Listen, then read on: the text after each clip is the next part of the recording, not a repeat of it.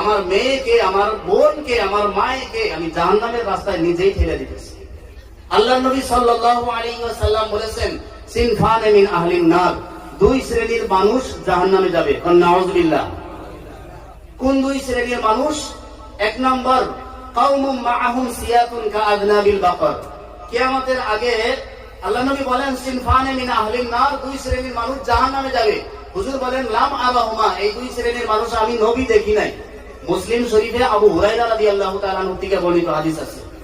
তার মানে নবী দেখি নাই বলছেন, মানে নবীর পরের যুগে হব, নবীর জামানার পরের জামানায় দুই শ্রেণীর মানুষ আইব, যে দুই শ্রেণী জাহান্নামে যাইব, দুজখী বলে নবী ঘোষণা দিয়েছে। এক নম্বর শ্রেণী হলো কওমুম মাআহুম সিয়াতুন কাআযনাবিল বাকর। এক শ্রেণী মানুষ আসবে যাদের হাতে গরুর লেজের মতো লাঠি থাকবে। ইয়াযরিবুনা বিহান নাস, এই লাঠির দ্বারাই কি মানুষকে মারপিট করবে, হত্যা করবে, নাহক ভাবে মানুষের উপরে জুলুম করবে। এই নাহক ভাবে গরিবের উপরে, নির্জীবের উপরে, কমজোরের উপরে জুলুম করা মানুষ সমাজে এখন আছে না নাই? আর আসতে এখন আছে না নাই? জুলুম দেখবেন, জুলুম, অন্যায়, অত্যাচার বর্তমান বহুত বাইরে চলতেছে। এই এক নম্বর শ্রেণী।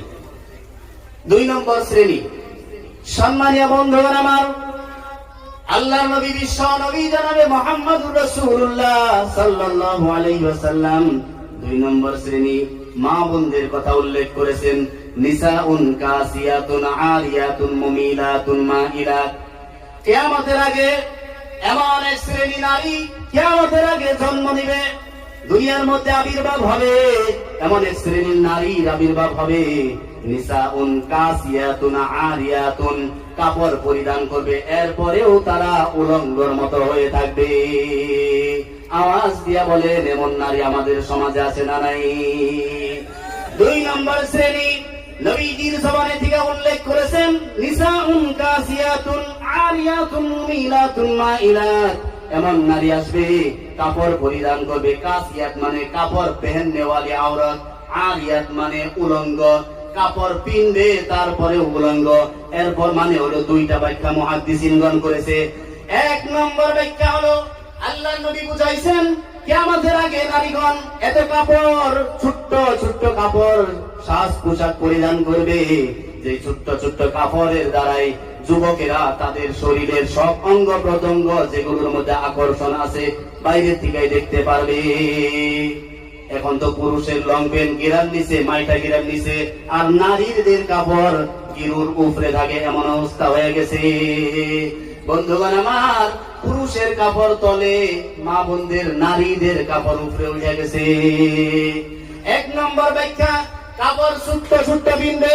দুই নম্বর ব্যাখ্যা হলো, কাপড় তো লম্বা লম্বাই হবে, কিন্তু এমন পাতল কাপড় হবে যেই কাপড় পিন্দার পরে বাইরের থেকে শরীরের ভিতরের অঙ্গ প্রত্যঙ্গর সব ভাঁজগুজ বোঝা যাবে। সমাজের বাস্তব চরিত্র হয়েছে না নাই? সমাজে বাস্তবে এইগুলো দেখা যায় না নাই? এই বাস্তব গুলো এখন সমাজের মধ্যে দেখা যায়।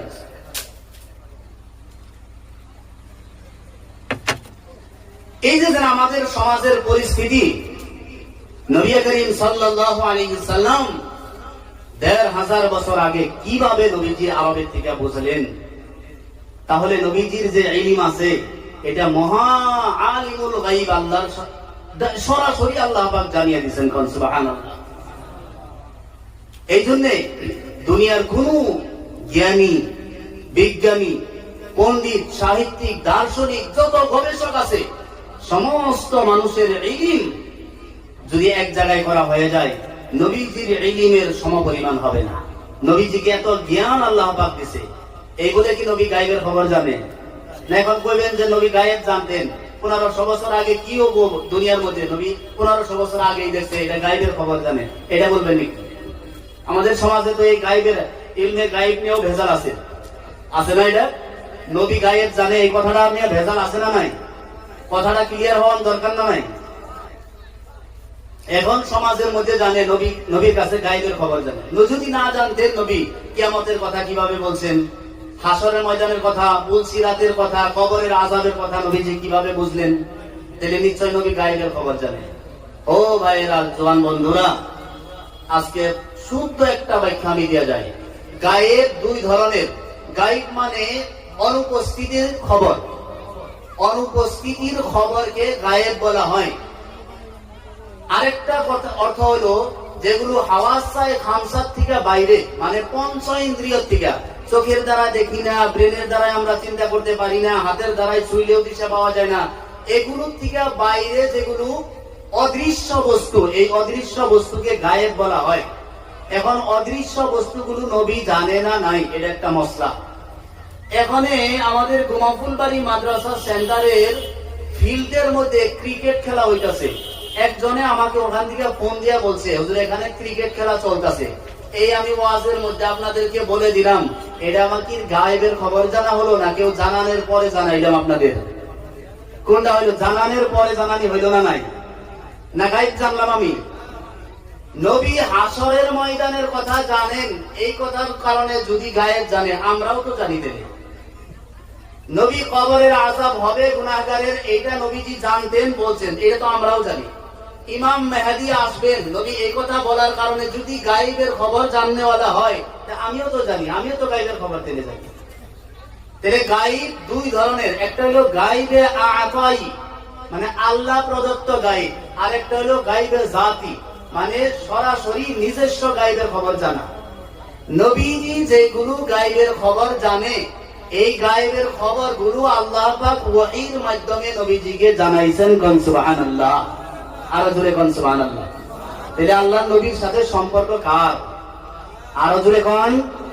আল্লাহ পাক জানাইছে কবরের আযাব হবে কিবা শান্তি হবে, এই জন্য নবী জানে। আল্লাহ পাক জানাইছে যে বেহেশত আছে, এই জন্য নবী জানে।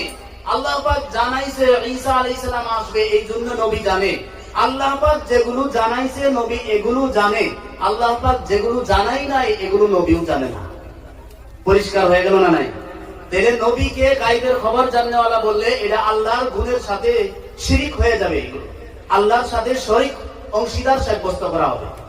সম্মানীয় বন্ধুগণ, বলছিলাম যে আজকের সমাজের বাস্তব চরিত্র মা বোনদের কি হবে, নবীজি ১৫০০ বছর আগেই হাদিসের মধ্যে আল্লাহ পাকের তরফের থেকে জানাইয়া দিয়েছেন।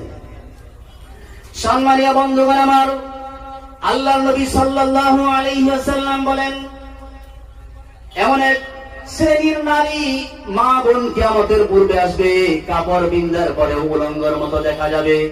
আল্লাহর নবী বলেন, লাম ইয়াদখুলনাল জান্নাতা ওয়া লাম ইয়াজিদনা রিহাহা, এমন নারী জান্নাতে যাবে না, শুধু এমনটা নয়, জান্নাতের ঘ্রাণ এমন নারী পাবে না। কোন নাউযুবিল্লাহ।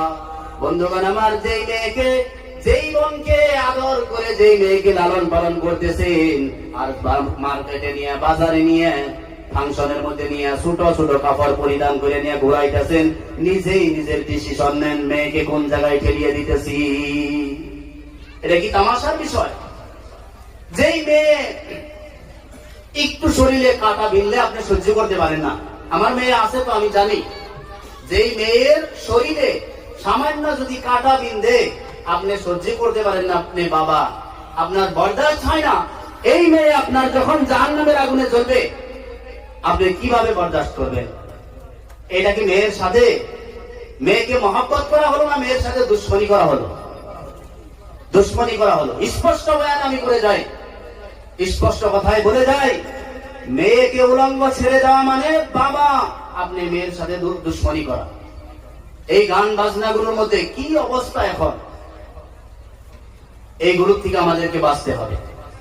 সম্মানীয় বন্ধুগণ আমার, বলছিলাম কুরআনুল কারীমের মধ্যে আল্লাহ পাক রব্বুল আলামিন মুমিনদের ২ নম্বর গুণ বয়ান করেছেন, ওয়াল্লাযীনা হুম আনিল লাগবি মু'রিদুন। মুমিন হলো তারা যারা বেহুদা অনর্থক কথাবার্তা থেকে নিজেকে নিজে বাঁচাইয়া রাখবে, নিজেকে বাঁচাইয়া রাখবে। অনর্থক কথাবার্তা বলবেও না, অন্যকে বলতে দিবে না। এই অনর্থক কথা মানুষ কিয়ামতের ময়দানে সবচাইতে বড় যে আফসোস করবে, জান্নাতীরাও আফসোস করবে, যেটা সেটা হলো সময়ের, সেটা হলো সময়ের।